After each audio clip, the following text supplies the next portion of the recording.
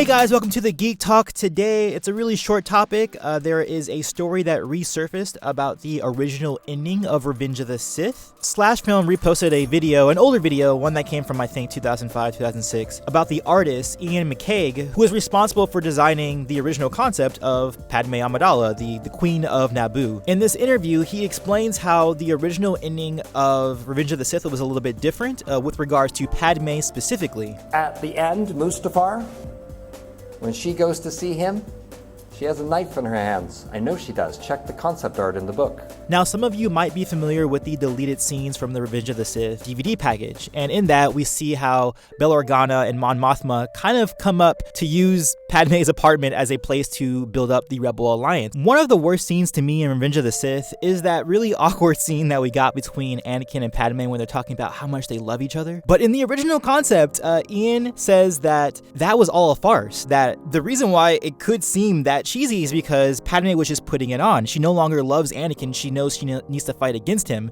So she's putting up this like, oh yeah, has love blinded you? And all that romancy, cheesy stuff. Because what happens after that scene is this. And then he leaves.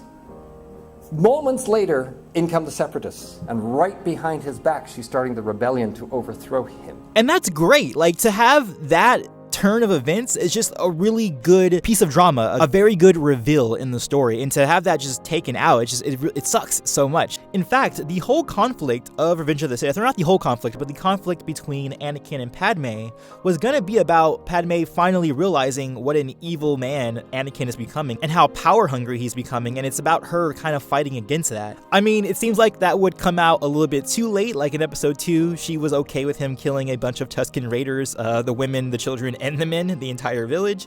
To be angry is to be human.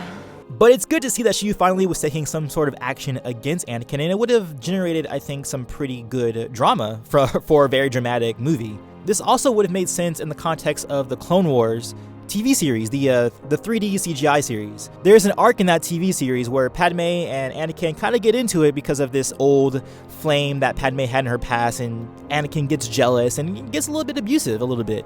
But apparently it got so bad in this original script that she actually goes there with the intent of killing him, to the point where she actually has a knife to Anakin's back. This is like some soap opera stuff right now. This is like some really intense drama stuff going on. She runs up, throws her arms around him, he lets her. She's got the knife at his neck. She's going to kill him. He lets her, and she can't do it. She loves him too much to stop him, even when he's become the monster. But Padme can't do it. She finds that she's far too in love with Anakin, including all the bad stuff, all the things that come with being in a marriage with someone like Anakin. And so she stops, and then that's kind of where it gets into the whole original movie concept with Obi-Wan being there and then Anakin and Obi-Wan fighting, and that pretty much is the same as it was in the original script. Now, the reason I find this so interesting, and the reason why I wanted to bring this up, is that sometimes with storytellers and writers, you'll hear advice about making your protagonist a very proactive participant in the plot, but you don't often hear that for secondary characters or even tertiary characters. And I think it's important to have a very active protagonist, antagonist, and secondary characters, because that's going to bring up your conflict. If Padme had this storyline in episode 3, I think it would have made it much more engaging for her character. Currently, the version that we have now, she's pretty passive. She's just sitting there in her apartment. Even in the deleted scenes, we see people coming to her to make this Rebel Alliance, rather than her actively trying to fight against this evil. I mean, we have her saying this is how democracy ends in thunderous applause, but we don't actually see her fighting against that, ideology. And in this original script, it sounds like she is far more proactive in what she's trying to do, even trying to bring in the Separatists, actively going out to try and kill Anakin. Like, that kind of stuff makes for more engaging conflict. It makes for more engaging character.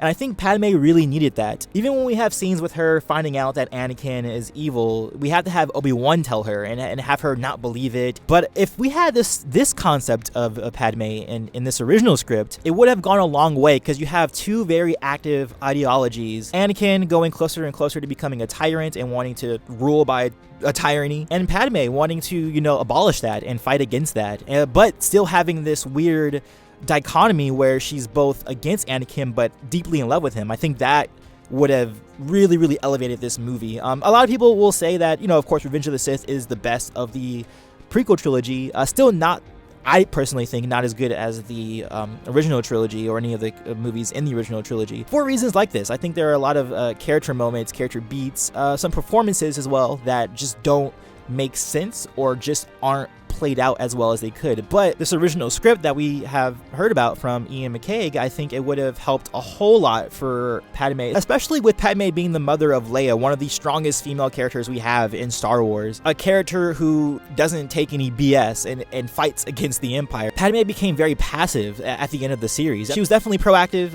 in the first episode, definitely in the second as well, but in the third it seemed like she kind of killed over and didn't do much of anything. So I would have loved to see this original concept. What do you guys think? Would you have liked to see Padme do some of these things, like build the Rebel Alliance or try to build the Rebel Alliance? And it sucks so much that Iain was taken out of the project and he wasn't there to, kind of speak into George Lucas's ear and be like, hey, we should keep this because of this reason. We should keep this because of this reason. It seems like in Revenge of the Sith, George just wasn't surrounded around the right kind of people to really bring forth the story or this original concept that seemed to be so good. Wouldn't that have been good? Yeah. Anyway. The only line we actually really identified with in that film was, no! I think that would have been an awesome ending, but I want to hear from you guys. Let me know what you think in the comments below, and as always, peace, love, and may the Force be with you always.